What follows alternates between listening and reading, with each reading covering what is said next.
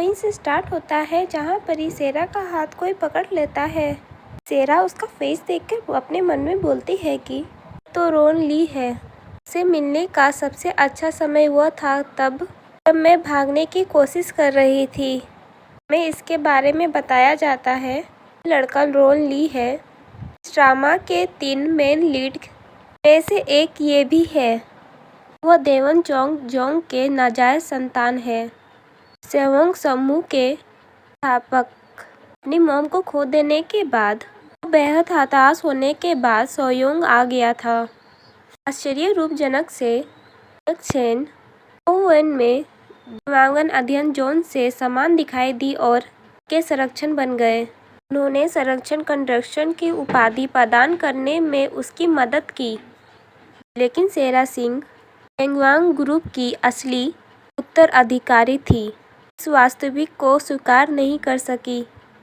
सेरा को दिखाया जाता है जिसके हाथ वाइन की बोतल रहती है और वह वाइन की बोतल से सोयोंग को हिट कर देती है, जिससे उसके बहुत खून निकलने लगता है। सेरा बोलती है तुम जैसे बेवकूफ़ को क्या हक है एंगोंग यूनिवर्सिटी को देखने का भी? तुम अपनी माँ की तरह अपनी शकल सूरत पर टिके रहने की कोशिश कर रहे हो। ढीठ बदमाश, तुम्हारी हिम्मत भी कैसे हुई तुम्हें प्रेसिडेंट बनने की? सेरा बहुत गुस्से से बोल रही थी। तुम ऐसे सोच रहे थे कि मैं तुमको कंपनी सौंप दूंगी? दिखाया जाता है कि रोयंग के सिर से बहुत ज़्यादा खून बह रहा था। सेरा चेयर उठाकर उसे मारने जाती है और बोलती है कि मैं सब कुछ वापस ले लूँगी, भले ही मुझे तुम्हें मारना क्यों न पड़े। हमें बताया जाता है और इसी तरह सेरा और संयोग आपसी नफरत के रिश्ते में बंध गए। वो दोनों एक दूसरे को नष्ट करने के लिए बेताब थे। सारा के लगातार हस्तक्षेप और यातना को सहन करने के बाद सोयोंग की मुलाकात उस फीमेल लीड से होती है जो उसी तरह की स्थिति में है और वे एक दूसरे के प्यार में पड़ जाते हैं। लेकिन जब सारा का अत्याचार उसके लिए असहनीय हो जाता है, फीमेल लीड बोलती है मैं अब और बर्दाश्त नहीं कर सकती।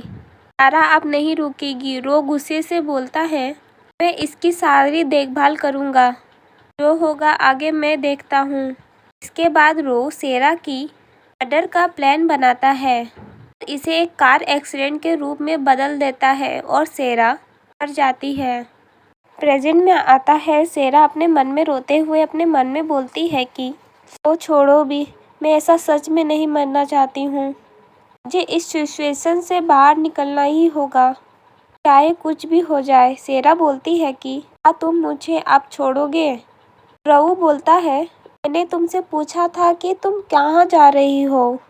सेरा बोलती है मैं सब कुछ छोड़ के यहाँ से जा रही हूँ। इसका मतलब है कि हमारी उत्तराधिकारी की लड़ाई ख़त्म हो जाएगी, ठीक है? तुम्हें सब कुछ प्रॉपर्टी मिल सकती है, फिर तुम्हें कभी मेरा फेस भी नहीं देखना पड़ेगा।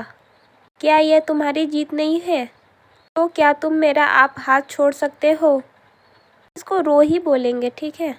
रो गुस्से से बोलता है कि तुम किस तरह का प्लान बनाने की कोशिश कर रही हो? मुंह बनाते हुए बोलती है प्लान? कसम से मैं ऐसा कुछ नहीं कर रही हूँ। मैं बस इतना कह रही हूँ कि ये सब बेकार लगता है, ठीक है? खैर तुम अपने सर की चोट के बारे में भी मजाक कर रही थी, है ना? रो और गुस्से से बोलता है कि तुम पूरी तरह से पागल हो चुकी हो। सेरा के हाथ को और कस के पकड़ लेता है। सेरा को दर्द होता है, करती है आउच। तो बोलता है सुनो, मुझे ही तुम्हारी सारी गंदगी साफ करनी है और चेयरमैन का भी ध्यान रखना है। क्या तुम सच में मुझे ऐसा कह रही हो कि मैं बस आराम से बैठा रहूं और तुम्हें पागल होते हुए देखूं? सेरा अपने मन में बोलती है कि हम अच्छे दोस्त नहीं हैं, लेकिन चलो भी, क्या मुझे सचमुच इस तरह की बकवास भी सुननी पड़ेगी? रो चिल्लाते हुए बोलता है बहुत हो गई बकवास।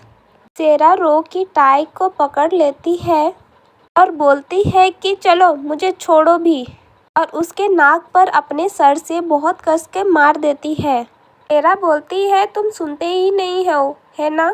ठीक है, बस मैं पागल हो गई हूँ। वो अपनी नाक को पकड़ा हुआ था। सेरा बोलती है क्या किसी पागल इंसान का एक थप्पड़ तुम्हारी मोटी दिमाग पर अपनी बात बैठाने की मदद कर सकता है?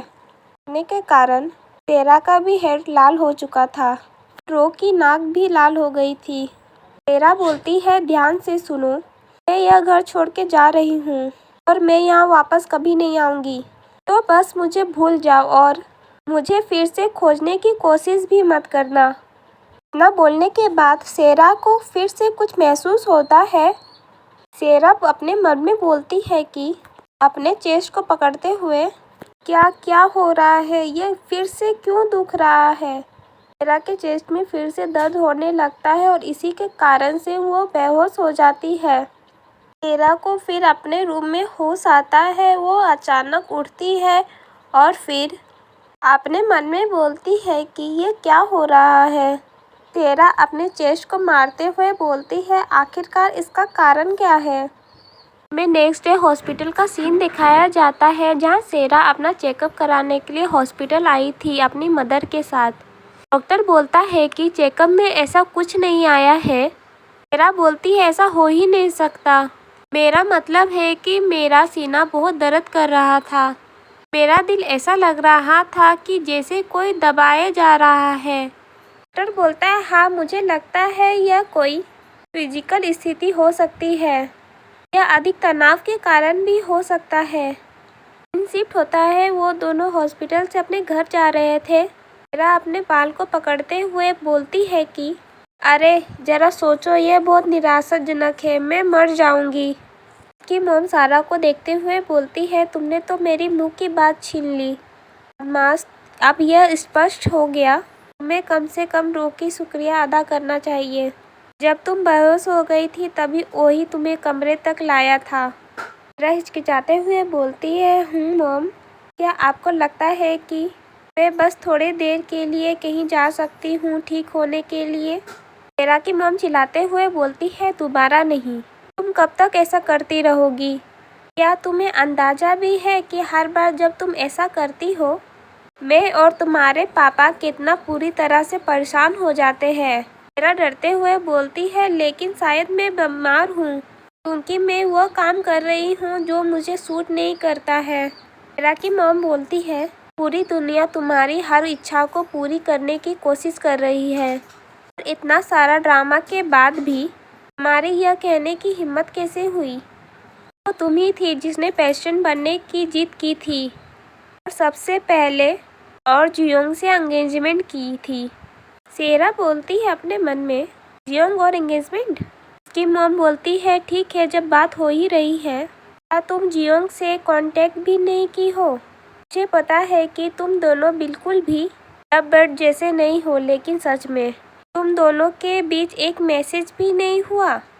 शिफ्ट होता है। हमें इन लोगों के बारे में बताया जाता है, जहाँ सेरा बोलती है कि कहूँ तो तुम्हें मेरे जैसा मिलना भी मुश्किल होगा और तुम मुश्किल खड़ी करना बंद करो। सेरा जियोंग को बोल रही थी। सेरा चिल्लाते हुए बोलती है, मैं तुम्हारी फियांसे हूँ। सच में तुम्हारी हिम्मत भी कैसे हुई कि तुम मुझे इग्नोर कर सकते हो।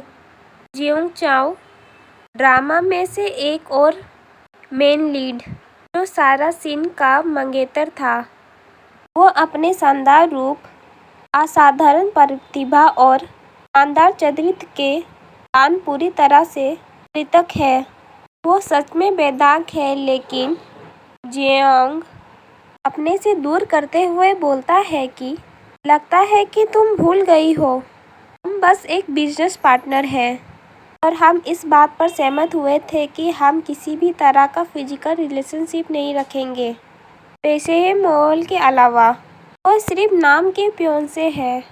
ऐसा व्यक्ति जिसने सियोंगुंग ग्रुप को ध्यान रखते हुए एंगेजमेंट के लिए राजी भरी।